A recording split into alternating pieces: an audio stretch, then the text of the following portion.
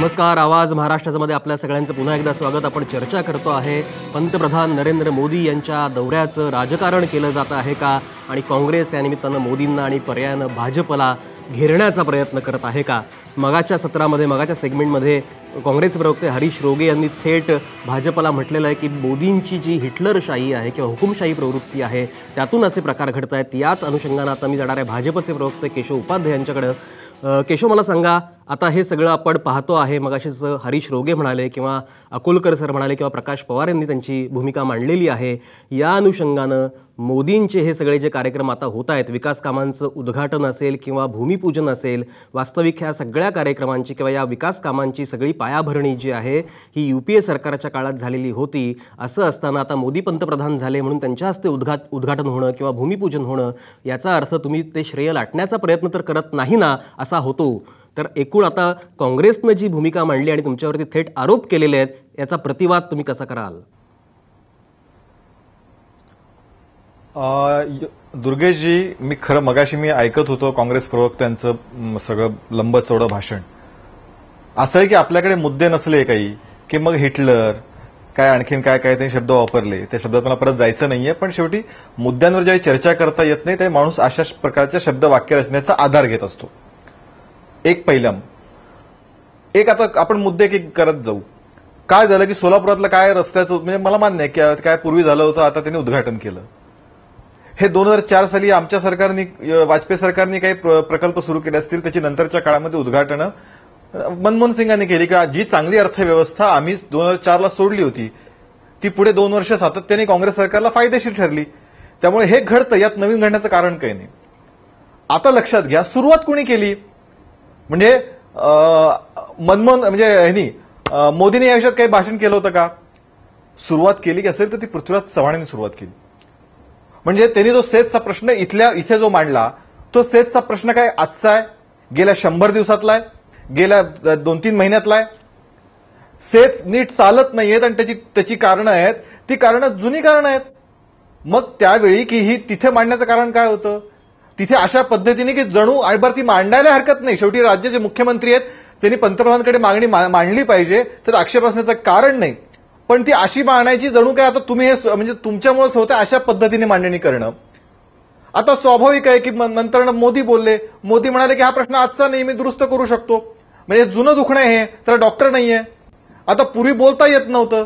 आता शेवटी अशा कार्यक्रमांमध्ये शहकाक्ष कोट्यांचं राजकारण, मग अकोलकर खूप जुने आहेत, इथेच महाराष्ट्रात सत्ताधारी पक्ष आणि विरोधी पक्षाच्या अनेक कोट्यांचं त्यांनी पाहिलेलं आहे. ते खिलाडी वृत्तीनं घेतलं गेलं पाहिजे.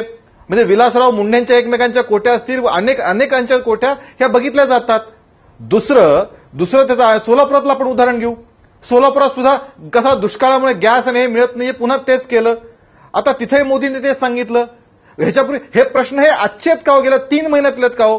का बरं ह्याच्यापूर्वी म्हणजे जे अत्यंत स्वाभिमान त्यांना जागृत झाला मुख्यमंत्र्यांचा, आणि मुख्यमंत्र्यांनी सांगितलं मी जाणार नाही, माझा अपमान झाला, किंवा काँग्रेस पक्षाला असं वाटतं. मुळामध्ये गेले अनेक, म्हणजे त्यातला एक सोपा प्रश्न होता, नर्मदेचं गेट जर बसवलं असतं, जर केंद्राने परवानगी दिली असती तर 400 कोटीची वीज महाराष्ट्राला मिळाली असती फुकटमध्ये. त्याचा पाठपुरावा का नाही केला बरं? आणि हे आत्ता सगळं तुम्ही मांडताय सगळं, म्हणजे सगळ्यात महत्वाचं कारण असं आहे की, आणि काल मी स्वतः ऐकलाय तो बाईट, तुमच्याकडे तो बाईट असेल की महाराष्ट्राचा अभिमान किंवा महाराष्ट्राचा मान वगैरे म्हणून मुख्यमंत्री गेले नाहीत, तर त्यांना केंद्राने सांगितलं तुम्ही या कार्यक्रमाला जाऊ नका, आणि म्हणून ते गेले नाहीत. बरं चला, काय ते जायचं नाही. दुसरा मुद्दा, हे कार्यक्रम हे काय भारतीय जनता पार्टीच्या तिकिटावरती होत नाहीत कार्यक्रम, हे सरकारी कार्यक्रम आहेत. तिथे काय भारतीय जनता पार्टीचे कार्यकर्ते गेटवर पास घेऊन नसतात, चला भाजपचा पास आहे का, तर आत ये. यांना काँग्रेसवरनं कुणी अडवलं तर माणसं आणायला? समजा तर त्यांचा आरोप आहे की काय भाजपला म्हणे माणसं आणली. आता स्वाभाविक आहे, राहुल गांधीच्या सभेला माणसं येत नाहीत, आता मोदींच्या सभेला येतात, ठीक आहे. पण मग तुम्हाला माणसं आणायला कुणी अडवलं होतं? म्हणजे तुमचं नागपूर हे तुमचं केंद्र, पुण्यामध्ये म्हणजे महाराष्ट्र तुमचं राज्य आहे, 15 वर्ष राज्य आहे, विकासाची खूप मोठी कामं तुम्ही केलेली आहेत. तरी सुद्धा जनता तिथून खिल्ली उडवते. आता मी एक उदाहरण देतो. वानखेडे मैदानावरती ज्यावेळी क्रिकेट मॅच चालू होती, सचिन तेंडुलकरची शेवटची मॅच होती, त्या ठिकाणी राहुल गांधी आले, तिथे मोदी मोदी म्हणून जयघोष झाला.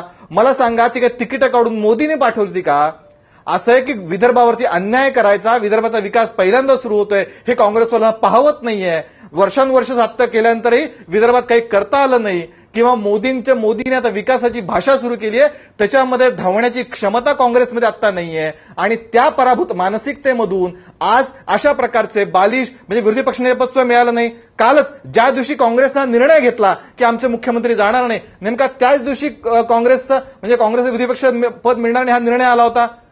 असे अनेक त्याच्यामध्ये पदर आहेत. आम्ही एक पुस्तक म्हणजे नटवर सिंगांचं ते पुस्तकात तर तो आम्ही वाचलं होतं की त्या म्हणजे सोनिया गांधी किती इगो किती प्रचंड हेकेखोर आहेत. त्यांनी म्हणे त्या एका हॉटेलमध्ये राष्ट्रप्रमुख विश्रांती घेत होते, ते हॉटेल प्रमुख काँग्रेसच्या विरोधातलं होतं म्हणून त्यांनी ते उतरू दिलं नाही, ते विश्रांती घेत राष्ट्रप्रमुखाला तिथून दुसरीकडे हलवलं.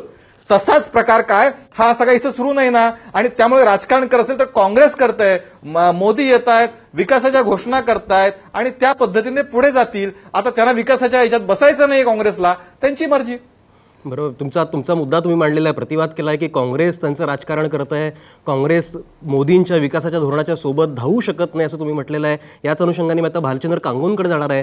कांगू सर, मला सांगा, आता जसं आता उपाध्येंनी त्यांचा प्रतिवाद केला, त्यांच्या आरोपांचं खंडन केलं काँग्रेसच्या, हे एका बाजूला आपण जर बघितलं तर पंतप्रधानांचा कार्यक्रम आहे, शासकीय कार्यक्रम आहे, असं असताना खरं म्हणजे शिष्टाचार म्हणून मुख्यमंत्र्यांनी जाणं अपेक्षित होतं, पण त्यांनी बहिष्कार टाकला. बहिष्कार एखाद्या मुख्यमंत्र्यांना कार्यक्रमावरती पंतप्रधानांच्या टाकणं हे कितपत योग्य आहे? नाही, सर्वप्रथम तर पंतप्रधान आणि मुख्यमंत्री हे कुठल्याही पक्षाचे नसतात, तर ते त्या प्रदेशाचे आणि राष्ट्राचे असतात. तेव्हा त्या दोघांनी एकमेकांचा सन्मान केल्याशिवाय इथली लोकशाही व्यवस्था मजबूत राहणार नाही. म्हणून असा प्रकार घडू नये आणि घडला तर तो योग्य झाला नाही हे स्पष्टपणे नमूद केलं पाहिजे. परंतु मला ह्याच्या पलीकडे जायचं आहे. असहिष्णुता ही या देशामध्ये वाढत चालल्याचं लक्षण दिसत आहे आणि ते जास्त चिंतेचा गोष्ट आहे. खरं म्हणजे मी असं म्हणतो की ज्या प्रांतामध्ये निवडणुका आहेत त्या प्रांतामध्ये सरकारच्या पैशाने नियोजनबद्ध झालेल्या कामाचं उद्घाटन करण्यासाठी आणि मोठ्या मोठ्या जाहिराती देऊन जनतेच्या पैशाचा खर्च हा त्वरित निवडणूक आयोगाने बंद करून टाकला पाहिजे. कारण काय, हे उद्घाटन म्हणजेच राजकारण आहे. ते कोण करता हा प्रश्न नाही आहे. कशाला तुम्ही एवढ्या मोठ्या जाहिराती देऊन उद्घाटन घेऊन श्रेय घेता हे मला समजत नाही. त्याची गरज काय निवडणुकीच्या काळात? निवडणूक संपल्यानंतर 2 महिन्यांनी करा ना. परंतु निवडणुकीच्या काळामध्ये उद्घाटन घेऊन श्रेय घ्यायचं, एकमेकांवर कोट्या कुरकोट्या करून राजकारण साध्य करायचं आणि सरकारी पैशांनी सभा घ्यायच्या, हे निवडणुकीच्या अगदी पूर्णपणे गैरफायदा घेण्याचं धोरण आहे. निवडणूक आयोगाने ह्याच्याकडे लक्ष दिलं पाहिजे, आमचं मत आहे. राहिला जनतेने एखाद्या मुख्यमंत्र्यांची हुर्यो उडवण्याचा किंवा विरोध करण्याचा, तर त्याची जागा जर योग्य नसेल तर जनतेने अयोग्य वर्तन केलं तर त्याचं समर्थन कोणी करता कामा नये. जे चूक आहे ते चूकच म्हटलं पाहिजे आणि ते म्हटलं जात नाही. ह्याच्यामधनंच राजकारण दिसतं, ह्याच्यामधनंच पार्टिजनशिप दिसते. आणि नरेंद्र मोदी हे पंतप्रधान पदासाठी उभे राहिल्यानंतरच मी नाही, अनेक इंटलेक्च्युअल्सनी भीती व्यक्त केली होती की नरेंद्र मोदी आणि त्यांचा मागचा जो विचार आणि पक्ष आहे तो डिव्हिजिव्ह आहे, तो विभाजणी करणारा पक्ष आहे आणि म्हणून देशामध्ये ह्यांचा विजय हा विभागणी करणारा राहील अशी परिस्थिती निर्माण होईल. आणि तशी लक्षणं आता दिसत आहेत. ही लोकशाहीच्या दृष्टीने चिंतनीय बाब आहे. प्रश्न राहिला काँग्रेस पक्षाचा. मोदी किंवा भाजप काय करतील तो त्यांचा प्रश्न आहे, पण काँग्रेस हा जर लोकशाहीवादी पक्ष असेल तर त्यांनी लोकशाही पद्धतीचा अयोग्य उपयोग करून मुख्यमंत्र्यांनी तिकडे जायला पाहिजे होतं. म्हणजे मी तर म्हणेन की मुख्यमंत्र्यांनी असं म्हणायचं होतं की मी उपस्थित राहीन पण मी बोलणार नाही, कारण तुम्ही अपमान होतो किंवा मला बोलायचं नाही. हे जास्त मला वाटतं योग्य राहिलं असतं. प्रथाही पाडली गेली असती आणि निषेधही व्यक्त झाला असता. परंतु हरियाणामध्ये निवडणुका आहेत, झारखंडमध्ये निवडणुका आहेत, महाराष्ट्रात निवडणुका आहेत आणि मग राजकारणामध्ये एकमेकांवर काटशाचं करण्याचा भाग आहे.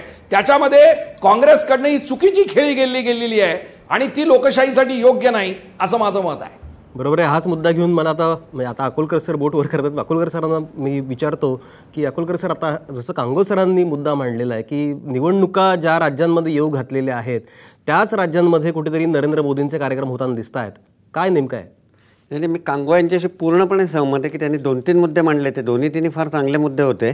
एक पहिली गोष्ट म्हणजे आचारसंहिता अजून का लागू होत नाही आहे, तर मला वाटतं की मोदींचे जे दौरे असतील ते सगळे ऑफिशियल दौरे होऊन जाऊ द्यावेत आणि मगच आचारसंहिता लागावी का काय. आता केशव उपाध्ये लगेच सांगतील की निवडणूक आयोग ही ऑटोनॉमस बॉडी आहे आणि सरकार त्यांना देऊ शकत नाही. पण जर आपल्याला नोव्हेंबरच्या पहिल्या आठवड्याच्या आत महाराष्ट्रात सरकार स्थापन होणं अपरिहार्य असेल आणि मध्ये दिवाळीचे काही दिवस जाणार आहेत आणि खूपच सणाचे दिवस आहेत, तर अजूनपर्यंत आचारसंहिता का लागू होत नाही हा मूळ प्रश्न आहे. आणि आचारसंहिता लागू न होण्याचं जे काय निवडणूक आयोगाचं धोरण आहे त्याचा फायदा केंद्रातलं भाजप सरकार आणि महाराष्ट्रातलं काँग्रेस राष्ट्रवादी सरकार हे जितका उठवता येईल तितका उठवतं आहे. कारण आज कोणतंही वर्तमानपत्र किंवा कोणतंही TV चॅनेल जर बघितलं तर ते कंटिन्युअस त्यांच्या महाराष्ट्र सरकारच्या विकासाच्या कार्यक्रमांच्या आणि सेंटरतर्फे जे या 4 राज्यांमध्ये कार्यक्रम होत आहेत त्याच्या उद्घाटनांच्या मोठ्या प्रमाणावर जाहिराती दिल्या जात आहेत. आचारसंहिता लागू झाल्याबरोबर या जाहिराती एकतर कमी कराव्या लागतील किंवा त्यांचा खर्च हा टोटल खर्चामध्ये पकडावा लागेल. त्यामुळे आचारसंहिता लांबवण्याचं काही धोरण आहे का मला माहिती नाही. म्हणजे याच्या प्रतिवाद अगदी नक्की उपाध्याय करतील की ते केंद्र सरकार ठरवत नाही निवडणुका, ते मला मान्य आहे. पण हे काय असतं तेही आपल्याला माहिती आहे की कोण कशा रीतीने निवडणुकांच्या तारखा ठरवतं ते.